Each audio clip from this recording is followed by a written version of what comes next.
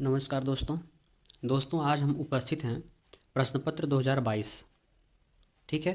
तो देखिए, इसमें बहुत ज़्यादा हम लोग देरी करते हुए न करते हुए हम लोग अपना जो है वीडियो स्टार्ट करते हैं। देखिए, इसमें जो पहला क्वेश्चन है वो एमसीक्यूज है। पहले 5 क्वेश्चन क्या होते हैं? एमसीक्यूज होते हैं। ठीक है। तो पहला क्वेश्चन क्या है दोस्तों? एक घटना की प्रायिकता 4/7 है, इसका प्रतिकूल संयोगानुपात है। तो दोस्तों, इसका प्रतिकूल संयोगानुपात मेरे हिसाब से 3/4 होना चाहिए, लेकिन इसमें ऑप्शन में कहीं दिख नहीं रहा है। आइए हम लोग देखते हैं कैसे होता है ना। चलिए, तो कह रहा है सबसे पहले जो चीज़ दिया गया है उसको हम लोग देखते हैं। एकदम आराम आराम से आज हम लोग समझेंगे सारी चीज़ें। पहला जो क्वेश्चन है वो कह रहा है कि एक घटना की प्रायिकता, मतलब इवेंट पी ऑफ ई। ठीक है। पी ऑफ ई जो है वो क्या दिया गया है? 4/7। 4/7 दिया गया है। अब ये बटे में जो होता है ये क्या होता है? तो ये जो होता है ये होता है अनुकूल परिणाम। क्या होते हैं? अनुकूल परिणाम होते हैं। ये क्या होता है? कुल परिणाम होता है। तो देखिए, हमें चाहिए क्या? प्रतिकूल परिणाम चाहिए। ठीक है, प्रतिकूल परिणाम चाहिए। तो प्रतिकूल परिणाम निकालने के लिए जो अनुकूल है कुल में से उसको जब माइनस कर देंगे तभी तो हम जान पाएंगे। तो 7 - 4 कर दें तो क्या आ जाएगा? 3। अब हमें प्रतिकूल संयोगानुपात चाहिए। तो जो प्रतिकूल संयोगानुपात होता है दोस्तों, वो प्रतिकूल परिणाम बटे अनुकूल परिणाम होता है। ठीक है। ये प्रतिकूल संयोगानुपात है। संयोगानुपात है। तो जो प्रतिकूल संयोगानुपात होता है वो प्रतिकूल परिणाम बटे अनुकूल परिणाम होता है। ठीक है। तो ये दोस्तों हम लोगों का हो जाएगा पहला क्वेश्चन। ठीक है। आइए दोस्तों, अब हम लोग आगे देखते हैं सेकंड क्वेश्चन क्या है हम लोगों का। देखिए, सेकंड क्वेश्चन कह रहा है 1 - sin² a 1 + tan² a का मान निम्न में से क्या होगा। ठीक है। तो आइए दोस्तों देखते हैं दूसरा वाला क्वेश्चन। जो दूसरा क्वेश्चन है वो क्या है? 1 - sin² a ब्रैकेट में 1 + tan² a, इसकी ये वैल्यू पूछ रहा है। अब ध्यान दीजिएगा, हम लोग 2-3 सर्व संख्या जानते हैं। पहली सर्व संख्या हम लोग इस तरीके से कुछ देखते हैं कि देखिए यहीं पर बता दे रहा हूँ कि हम लोग जो है ये जानते हैं sin² a + cos² a = क्या होता है? 1 होता है। दूसरी सर्व संख्या जो होती है sec² a - tan² a = 1 होती है। देखिए, इसी से कुछ न कुछ जो है आप लोगों को मिलता जुलता दिखाई देगा। तो ये इसको हम अगर उधर ट्रांसफ़र कर देंगे तो ये इधर क्या है? प्लस में है, उधर लेकर के देना क्या हो जाएगा? माइनस। 1 - sin² a को क्या कर देंगे? cos² a। तो देखिए क्या बन जाएगा?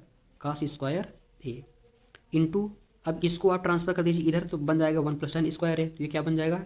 Into sec² a। हम लोग ये जानते हैं कि cos sec का उल्टा होता है। इसकी वैल्यू क्या हो जाएगी? 1। लेकिन हमारे ऑप्शन में कहीं पर है 1? नहीं है।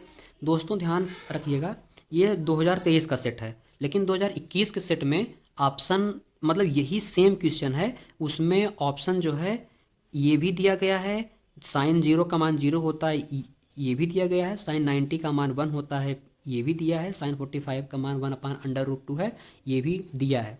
ठीक है। तो यहाँ पर हमारा जो ऑप्शन होगा वो हो जाएगा sin 90। क्यों? क्योंकि sin 90 का ही मान क्या होता है? 1 होता है। ठीक है। तो ये हो जाएगा। आगे आइए देखते हैं तीसरा क्वेश्चन देखते हैं। 3 मीटर, 4 मीटर और 5 मीटर नापों के घनाभागार गिफ्ट के पैकेट को पूरा ढकने के लिए न्यूनतम कपड़े की आवश्यकता क्या होगी। तो देखिएगा, इसमें जो है घनाभागार है। तो सबसे पहली चीज़ जो है, तो अगर हम लोग देखें तो घनाभ का जो है,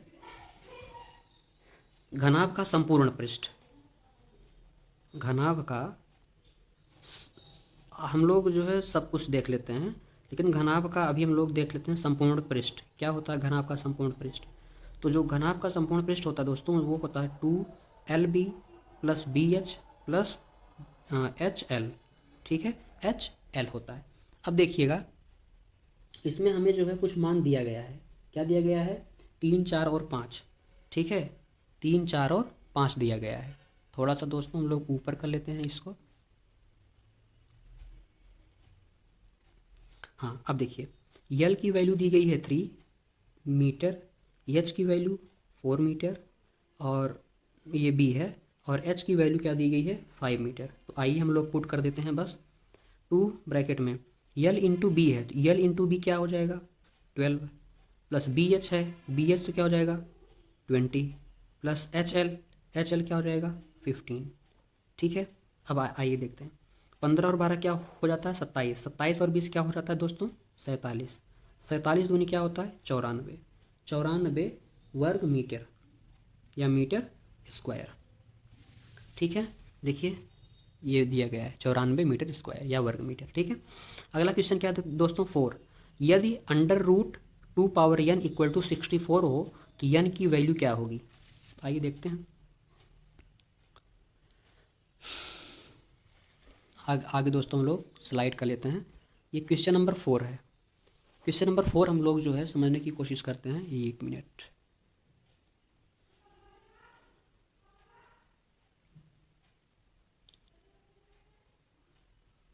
चलिए।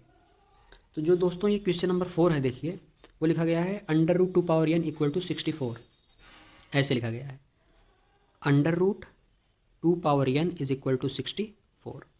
अब देखिएगा अगर दोस्तों हम लोग इसको करने की कोशिश करेंगे तो क्या होगा तो बोथ साइड क्या कर देंगे स्क्वायर कर देंगे। तो जब हम लोग बोथ साइड स्क्वायर कर देंगे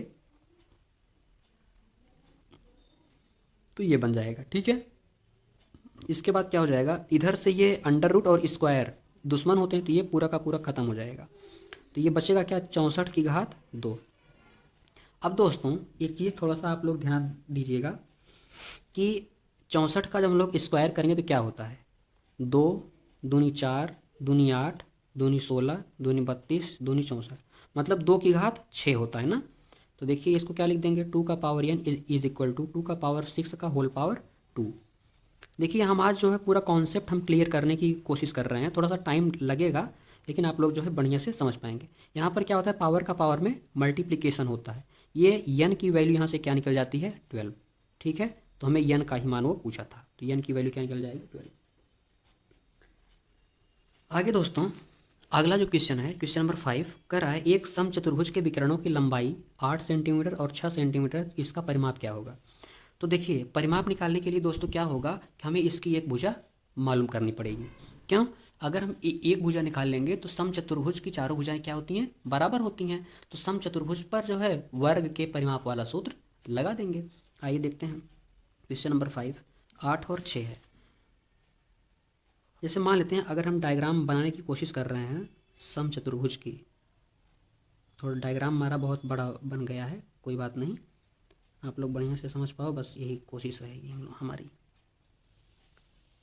तो ये वाला जो है ये पूरा का पूरा क्या है ये 8 सेंटीमीटर है और ये पूरा का पूरा क्या है 6 सेंटीमीटर है। तो हम लोग ये जानते हैं कि समचतुर्भुज के जो विकर्ण होते हैं वो एक दूसरे को क्या करते हैं समद्विभाजित करते हैं ना। तो जब ये समद्विभाजित करते हैं तो ये वाला 4 हो जाएगा, ये हो जाएगा 3। अब हम लोग हम लोग एक चीज़ जानते हैं और समचतुर्भुज के विकर्ण एक दूसरे को लंब समद्विभाजित करते हैं। ठीक है, तो ये 90 डिग्री भी होता है, तो ये इससे जो है ट्रिपलेट हम लोग जानते हैं कि ये निकल जाता है 5। ठीक है, तो ये निकल जाता है 5 सेंटीमीटर और समचतुर्भुज एक प्रकार का वर्ग है। ठीक है, तो समचतुर्भुज का जो परिमाप होगा इसका समचतुर्भुज का परिमाप बराबर 4 गुणे भुजा, 4 गुणे भुजा। ठीक है, तो ये क्या हो जाएगा 4 गुणे 5 सेंटीमीटर बराबर 20 सेंटीमीटर। ठीक है, आगे आगे आइए हम लोग देखते हैं अब देखिएगा दोस्तों अगला जो क्वेश्चन है वो अति लघुत्तरी है। यदि किसी घनाकार गड्ढे का आयतन 13.824 घन मीटर हो तो उस गड्ढे की गहराई ज्ञात कीजिए। तो सबसे पहली चीज़ दोस्तों हम लोग ये जानते हैं कि घन का जो जो भुजाएं होती हैं वो क्या होती हैं बराबर होती है, चाहे वो लंबाई चौड़ाई ऊंचाई गहराई चाहे जो भी हो वो क्या होता है सब बराबर होता है। तो हम लोग सीधा क्या कर देंगे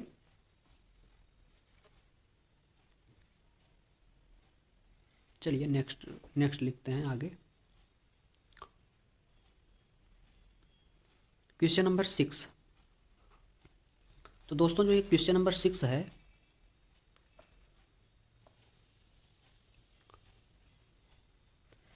तो घन का जो आयतन होता है घन का आयतन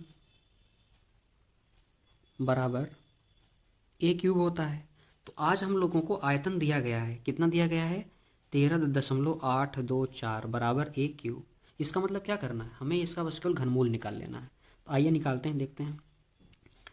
तो 13,824 का हम लोग घनमूल निकालेंगे।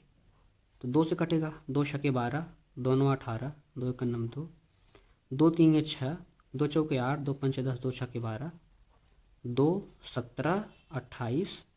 और ये किसका होता है पता है, 12 का होता है। तो 12 का ये होता है, 2 यहाँ से निकाल लेंगे तो क्या हो जाएगा, 12 दूनी 24। तो ए का मान क्या निकल जाएगा, 2.4 मीटर। ये हो जाएगा हम लोगों का आंसर। ठीक है। अब दोस्तों आइए आइए हम लोग जो है क्वेश्चन नंबर 7 देखते हैं। देखिए क्वेश्चन नंबर 7 जो है आप लोगों को दिखा देते हैं। क्वेश्चन नंबर 7 कह रहा है, 2 सिक्के एक साथ उछाले जाते हैं, ऊपर शीर्ष न आने की संभावना प्रतिशत ज्ञात कीजिए। तो देखते हैं, 2 सिक्के दोस्तों अगर एक साथ हम लोग उछालेंगे तो क्या होगा। 2 सिक्के अगर हम लोग एक साथ उछालेंगे तो या तो हेड हेड प्राप्त होगा, या तो हेड टेल प्राप्त होगा, या तो टेल हेड प्राप्त होगा, या तो टेल टेल प्राप्त होगा। ये हमारी घटना है। अब वो कह रहा है कि ऊपर शीर्ष न आने की प्रायिकता क्या होगी।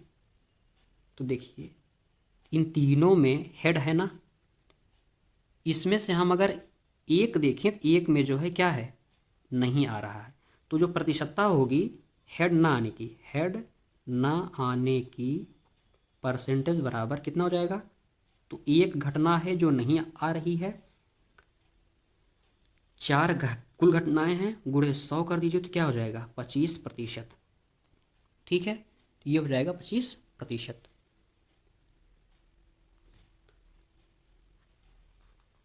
अगला दोस्तों, अगला जो क्वेश्चन है देखिए कुछ इस प्रकार से है, यदि ए का मान 60 डिग्री हो तो sine A minus cos A का मान ज्ञात कीजिए। ठीक है, question number 8, A is equal to 60 degree, वो हमसे कह रहा है sine A minus cos A. Sine 60 degree minus cos 60 degree. ठीक है, बस अब यहाँ पर वैल्यू जो है क्या कर देंगे, पुट कर देंगे। जैसा कि हम लोग जानते हैं दोस्तों, साइन 60 का मान क्या हो जाता है, √3/2, और कास 60 का मान 1/2 हो जाता है। तो ये बस इसको जो है माइनस कर दीजिए, आपका आंसर तैयार है। √3 - 1/2, ये हो जाएगा हम लोगों का आंसर। ठीक है। आगे आइए हम लोग देख लेते हैं क्वेश्चन नंबर 9। तो क्वेश्चन नंबर 9 जो है दोस्तों वो ये पूछ रहा है, x² - x - 6 का गुणनखंड कीजिए। Question number 9, x² - x - 6। अब देखिए हमने कहा था कि अगली बार जब हम आएंगे तो हम समझाएंगे फैक्टर कैसे करते हैं। देखिए सबसे पहले क्या करते हैं कि a और c का मतलब ax² + bx + c होता है। ये a और c का मल्टीप्लिकेशन करेंगे और वो भी मल्टीप्लिकेशन करेंगे चिन्ह के साथ में। तो यहाँ पर चिन्ह क्या प्राप्त हो रहा है, माइनस। इसका मतलब ये है दोस्तों कि यहाँ पर जो ये -x लिखा हुआ है ये माइनस करने पर ही प्राप्त हुआ है। ठीक है, तो देखिए 6 × 1 = 6, क्या आएगा, -6। -6 है, अब इसको आप ब्रेक करो, 3 × 2 में आप कर सकते हो, करने को आप 6 × 1 में भी कर सकते हो, लेकिन उसका डिफरेंस क्या मिलेगा, 5, और हमें चाहिए कितना, 1 चाहिए। अब यहाँ पर हम अगर माइनस कर देंगे तो ये हो जाएगा -3 + 2, इसका मतलब है अपोजिट साइन रहेंगे। तो देखिए इसको कैसे करेंगे, x² - 3x + 2x - 6 is equal to क्या हो जाएगा, x - 3 + 2x - 3। ठीक है, बस x - 3 को अब आप कॉमन कर लो और x + 2 लिख दो, ये हो जाएगा आपका आंसर। ठीक है, अगला क्वेश्चन दोस्तों देखते हैं हम लोग। अगला क्वेश्चन नंबर 10 है, कह रहा है एक आयताकार शीट का क्षेत्रफल 480 वर्ग सेंटीमीटर है, यदि इसकी चौड़ाई 12 सेंटीमीटर हो तो शीट का परिमाप ज्ञात करो। तो देखिए क्वेश्चन नंबर 10, क्वेश्चन नंबर 10 जो है वो ये है कि जो एरिया है, एरिया कितना है, 480 मीटर स्क्वायर है क्या, ये आयत ही है ना, तो कोई प्रॉब्लम नहीं है। चौड़ाई कितनी है, 12 सेंटीमीटर है, ये 480 सेंटीमीटर स्क्वायर और ये सेंटीमीटर है। अब देखिए, परिमाप निकालने के लिए हमको क्या चाहिए, लंबाई और चौड़ाई चाहिए। तो हम जानते हैं ये दोस्तों कि एरिया बराबर क्या होता है, लंबाई गुणे चौड़ाई होता है। एरिया कितना दिया गया है, 480 दिया गया है। 12 दिया गया है हमारी चौड़ाई, और लंबाई हम लोग ऐसा लिख लेंगे, 12 का नम 12, 12 चौके 48, तो 40 हो जाएगा। यल का मान क्या हो जाएगा, 40 सेंटीमीटर। ठीक है, अब हम लोग क्या निकालेंगे, परिमाप। तो जो परिमाप होता है दोस्तों वो क्या हो जाता है, P is equal to 2 bracket में L प्लस बी। ठीक है, तो देखिए 2 ब्रैकेट में L कितना है, 40 आया है, B कितना है, B आया है, B हम लोगों का दिया गया है 12। तो 40 और 12 क्या होता है, 52 होता है। तो 52 दूनी क्या हो जाता है, 104 सेंटीमीटर। ये है दोस्तों हम लोगों का हो जाएगा परिमाप, और यही हम लोगों का हो जाएगा आंसर। ठीक है दोस्तों, अब हम लोग जो है अगली स्लाइड में देखते हैं क्वेश्चन नंबर 11 से 17 तक। ठीक है,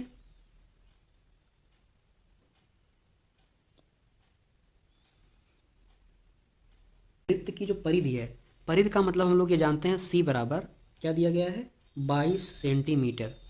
22 सेंटीमीटर। अब हम लोग परिधि का जो सूत्र जानते हैं दोस्तों, वो क्या हो जाता है, 2πr इज इक्वल टू 22।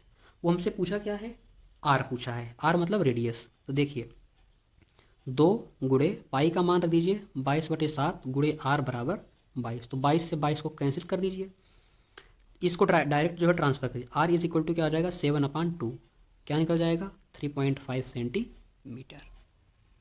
समझ पा रहे हैं ना। अब हम लोग बढ़ते हैं दोस्तों अपने लघु उत्तरी प्रश्न की तरफ, जो कि 2 नंबर का आता है। Question number 12। देखिए एक शंकु है, शंकु की जो तिरछी ऊंचाई है, आप लोगों को क्वेश्चन दिखा देते हैं। एक शंकु है, शंकु की तिरछी ऊंचाई 10 सेंटीमीटर और त्रिज्या कितना है, 6 सेंटीमीटर है। तो शंकु का जो है हमें आयतन बताना है। ठीक है, तो शंकु का जो आयतन होता है, हम लोग ये जानते हैं, शंकु का जो आयतन होता है वो क्या होता है, 1/3 पाई r स्क्वायर एच होता है। एक चीज़ का ध्यान दीजिएगा, इसमें हमें क्या दिया गया है, तिरछी ऊंचाई दिया गया है 10 सेंटीमीटर, और जो त्रिज्या है वो दिया गया है 6 सेंटीमीटर। थोड़ा सा हम लोग डायग्राम बनाने की कोशिश करते हैं ताकि आपको अब और अच्छे से हम समझा सकें। तो देखिए बहुत छोटा सा डायग्राम बनाएंगे।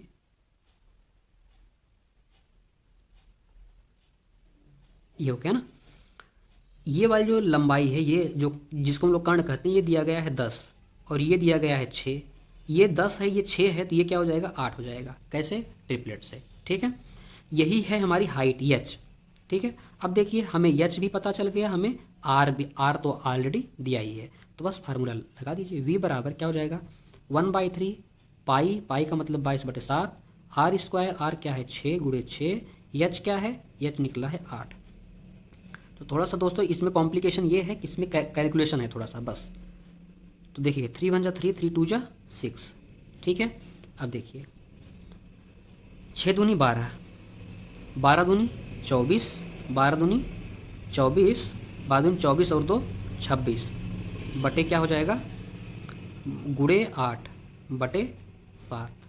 ठीक है, फिर देखिए क्या करेंगे हम लोग, v बराबर 8 चौके 32, 3 आया कैरी, 8 छके 48, 48 और 3 51, 5 आया, 8 दूनी 16 और 5 21 बटे 7।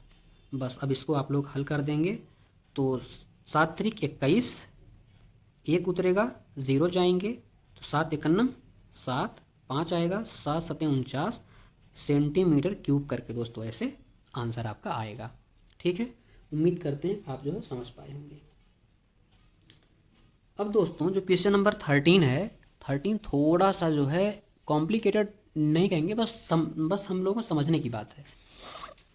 देखिए 13, नवीन एक 11 सेंटीमीटर लंबे और 4 सेंटीमीटर चौड़े आयताकार कागज को लंबाई के अनुदिश मोड़ करके या दोनों सिरों को मोड़कर जोड़कर बेलन बनाता है। तो बेलन का आयतन याद कीजिए। अब इसको दोस्तों हम लोग थोड़ा सा समझेंगे। कह रहा है 11 सेंटीमीटर और 11 सेंटीमीटर लंबा,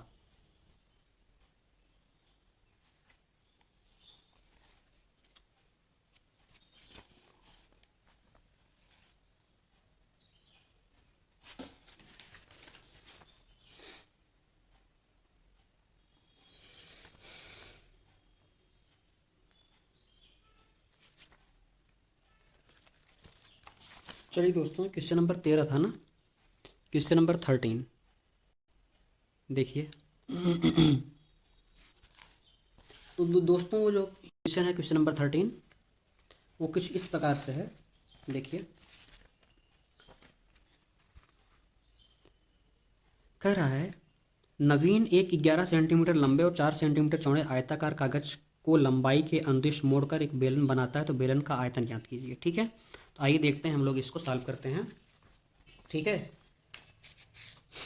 थोड़ा सा डायग्राम हम लोग बनाते हैं इसमें, सही डायग्राम। देखिए, ये हम लोगों की चौड़ाई है और ये है हम लोगों की लंबाई। ठीक है, ये हो जाएगा 11 सेंटीमीटर और ये कितना हो जाएगा 4 सेंटीमीटर। ठीक है, कह रहा है कि लंबाई के अनुदिश मोड़ रहा है। ठीक है, इसका मतलब ये है कि इसी चीज़ को इससे जो है जोड़ दे रहा है। ठीक है, तो लंबाई के मतलब लंबाई स्थिर है, चौड़ाई घूम रही है। ठीक है, तो ये हो जाएगा, तो ये हमारा क्या बन जाएगा 2πr। जो 2πr हो जाएगा वो क्या हो जाएगा 11। ठीक है, तो यहाँ से देखिए 2 × 22/7 × r बराबर 11। यहाँ से हम लोग का निकल जाएगा r, 11 दूनी 22, 2 दूनी 4, r का मान क्या हो जाएगा 7/4 सेंटीमीटर। ठीक है, अब ये जब r का मान हम लोगों का निकल गया और ये हम लोग का क्या काम करेगा हाइट का। तो जो बेलन का जो आयतन होता है दोस्तों, बेलन का आयतन वो क्या होता है πr² हो जाता है। पाई का मान 22/7, r² का मान 7/4 × 7/4 और हाइट कितनी है हम लोग की 4 है। 7 से 7, 4 से 4, 2 11, 77/2। 77/2 का मतलब यह है कि ये 38.5 सेंटीमीटर क्यूब होगा। ठीक है, अगला क्वेश्चन दोस्तों, एक माध्यिका निकालना है। वो कुछ चार्ट दिया गया है, हम बना दे रहे हैं आप लोगों के समक्ष, जो है पूरा प्रस्तुत कर दे रहे हैं। ठीक है, तो क्वेश्चन नंबर 14, जो 14 है वो कुछ इस प्रकार से है, हम हल बताते हैं सीधा। पद का नाम, मतलब जो टर्म दिया गया है उसकी बात कर रहा है, और जो उसकी फ्रीक्वेंसी f दिया गया है वो है, और CF अभी हम लोग फाइंड करेंगे, संचयी बारंबारता। ठीक है, तो ये 4 है, 6 है, 8, 10, 12, 14, 16, 17। ठीक है, अब देखें इसकी फ्रीक्वेंसी क्या क्या दिया गया है, 1, 2, 7, 9, 11, 18, 5, 4 ये दिया गया। अब CF कैसे निकलता है, तो पहला का पहला ही लिख लेंगे। दो में 1 जोड़ेंगे तो क्या हो जाएगा 3, 7 में 3 जोड़ेंगे तो 10, 10 में 9 जोड़ेंगे तो 19, 19 में 11 जोड़ेंगे तो 30, 30 में 18 जोड़ेंगे तो 48, 48 और 5 क्या होता है 53, 53 और 4 क्या हो जाता है 57। ये जो लास्ट वाला टर्म होगा इसके योग के बराबर होना चाहिए, यही टोटल होता है n। ठीक है, अब आइए, अब हम लोग ऊपर समझते हैं। ठीक है, ऊपर जब हम लोग समझते हैं, जैसा कि हम लोगों ने क्या निकाल लिया था n = क्या निकाल लिया था 57। ठीक है, हमने पिछले भी वीडियो में बताया था कि माध्यिका का जो सूत्र होता है वो क्या हो जाता है n+1/2, n+1/2 का वां पद। ठीक है, तो जब इस तरीके से ये हो जाता है तो देखिए n क्या है हम लोगों का निकल चुका है 57, तो 57 और 1 क्या हो जाएगा 58, 58/2 करेंगे तो क्या हो जाएगा 29वां पद। ठीक है, अब देखिए, अब इसमें जो है दोस्तों, अब हम लोग जाएंगे कहाँ, अब ये 29वां पद है, इसका मतलब है या तो वो 29 ही हो या इसके जस्ट बाद वाला टर्म हो। ठीक है, तो देखिए यहाँ पर देखते हैं हम लोग, ये क्या है 19 है और ये क्या है 30 है। 29 वाला कहीं पे है टर्म नहीं है, इसका मतलब है जस्ट बाद वाला कौन सा है 30 वाला है, इसी 30 वाले को हम लोग चूज कर लेंगे। ठीक है, जब इसको चूज कर लेंगे तो 29वां पद क्या है हम लोगों का, पद का नाम 12। तो हमारी जो माध्यिका हो जाएगी क्या हो जाएगी, जो हमारी माध्यिका हो जाएगी ME = 12। ये हम लोगों का आंसर हो जाएगा। ठीक है। अगला जो क्वेश्चन है दोस्तों वो इससे भी कहीं ज़्यादा आसान है। ठीक है, और क्वेश्चन जो है ये है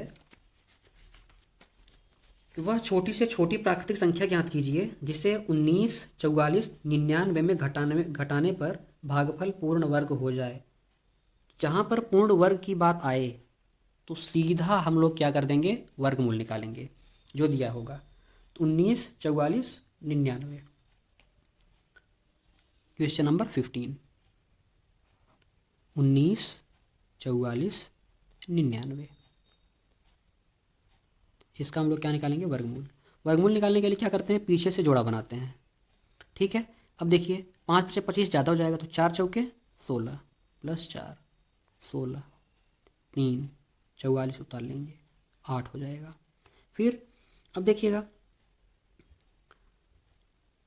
चौके जाएंगे फिर, ठीक है 4 जाएंगे ना,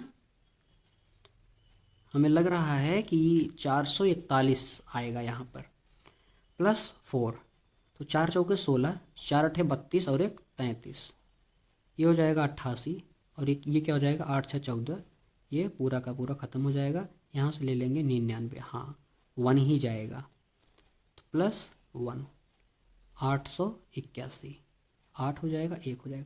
जो ये शेषफल बचा है इसी शेषफल को हम लोग घटा देंगे। जब हम इस शेषफल को घटा देंगे तो संख्या क्या हो जाएगी, पूरी की पूरी विभाजित हो जाएगी। तो देखते हैं क्या आता है, 99, 44, 19, 44, 99 माइनस 18 बराबर 19, 44, 81।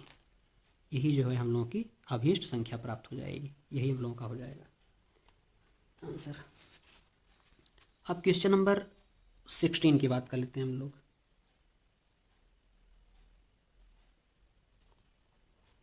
ठीक, 16 जो क्वेश्चन है वो कह रहा है 12x² minus 11x minus 15 is equal to 0 को हल करके x का मान बताना है।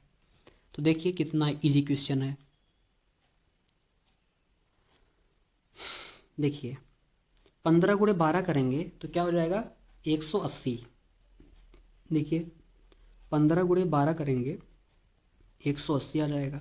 अब 180 को ऐसे दो टर्म में ब्रेक करना है कि माइनस करने पर 11 आ जाए। तो सिंपल सी बात है 20 और 9, 20 में से 11 को माइनस 9 को माइनस कर दें तो क्या आ जाएगा 11। तो देखिए 12x² minus 20x plus 9x minus 15 is equal to 0। यहाँ से क्या कॉमन कर लेंगे, यहाँ से हम लोग कॉमन कर लेंगे 4x, तो बचेगा क्या 3x माइनस 5। यहाँ से क्या कॉमन करेंगे 3x, ये माइनस 15 है तो ये हो जाएगा माइनस 5 इज इक्वल टू 0। अब देखिए 3x minus 5, 4x plus 3 is equal to 0। तो क्या मिल जाएगा, इन दोनों का मल्टीप्लिकेशन 0, इसका मतलब है कोई ना कोई 0 होगा ही। Is equal to 0, 4x plus 3 is equal to 0। अब देखिए यहाँ से 3x इज इक्वल टू 5 और x इज इक्वल टू 5/3। यहाँ से 4x is equal to minus 3, x is equal to minus 3/4। ये हो जाएगा हम लोगों का ये वाला क्वेश्चन। अब हम लोग दोस्तों क्वेश्चन नंबर 17 करते हैं। चलिए दोस्तों क्वेश्चन नंबर 13 देखते हैं।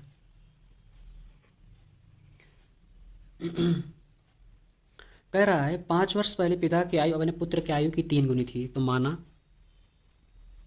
माना पुत्र की आयु बराबर x वर्ष, पिता की आयु बराबर y वर्ष। 5 वर्ष पहले पुत्र की आयु बराबर x माइनस 5 वर्ष। ठीक है, पिता की आयु y माइनस 5 वर्ष। फिर एक कंडीशन के हिसाब से कह रहा है कि पिता जो है पुत्र का 3 गुना हो जाता है। तो पिता बराबर किसके, पुत्र के आयु का 3 गुना। यहाँ से हम लोग एक रिलेशन फाइंड कर लेंगे। तो ये हो जाएगा 3x, इसको भेज देंगे y माइनस वाई बन जाएगा। ये -15 है, इसको कर देंगे इधर, तो ये हो जाएगा 10। ये हो जाएगा इक्वेशन नंबर फर्स्ट। अगली कंडीशन कह रहा है 10 वर्ष बाद, 10 वर्ष बाद, 10 वर्ष बाद जो पुत्र की आयु हो जाएगी वो क्या हो जाएगी, x + 10 वर्ष। पिता की जो आयु हो जाएगी वो क्या हो जाएगा,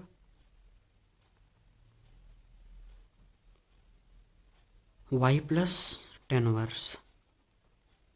ठीक है, इसमें कह रहा है कि जो पिता की आयु है वो पुत्र के आयु की दुगनी हो जाएगी। तो यहाँ से हम लोग एक और संबंध निकाल लेंगे। तो 2x - y = क्या निकलेगा, -10। ठीक है, इक्वेशन नंबर सेकंड। अब देखिए फर्स्ट माइनस सेकंड कर देंगे, फर्स्ट माइनस क्या कर देंगे, सेकंड। यहीं पर कर रहे हैं तो यहीं पर इसकी वैल्यू निकाल लेते हैं हम लोग। तो ये क्या हो जाएगा, 3x - y = 10, 2x - y = -10, x = 20। x की वैल्यू जो 20 निकली है इसको किसी भी इक्वेशन पर रख देंगे, हमें y का भी मान पता चल जाएगा। ठीक है, तो उम्मीद करता हूँ दोस्तों ये आप लोग निकाल लेंगे। y का मान कितना आएगा, 50 वर्ष आएगा। ठीक है, और ये 13 नहीं है, 17 क्वेश्चन है। आगे हम लोग बात करते हैं क्वेश्चन नंबर 18 की। ठीक है, 18 क्वेश्चन जो है वो ज्योमेट्री से रिलेटेड है। वो ज्योमेट्री कैसी है हम बना दे रहे हैं ना, चक्री चतुर्भुज है वो। ठीक है, और कुछ इस प्रकार का वो डायग्राम बना हुआ है। मान लेते हैं कि ये हम लोगों का डायमीटर है। ठीक है, तो ये क्वेश्चन दोस्तों इतना इम्पोर्टेंट है ना, ये पता नहीं कितने एग्जाम में पूछा जाता है। ये एसएससी में सब में पूछा जाता है। ये AOBCD क्वेश्चन में क्या दिया गया है कि ADC ये वाला 140 अंश है।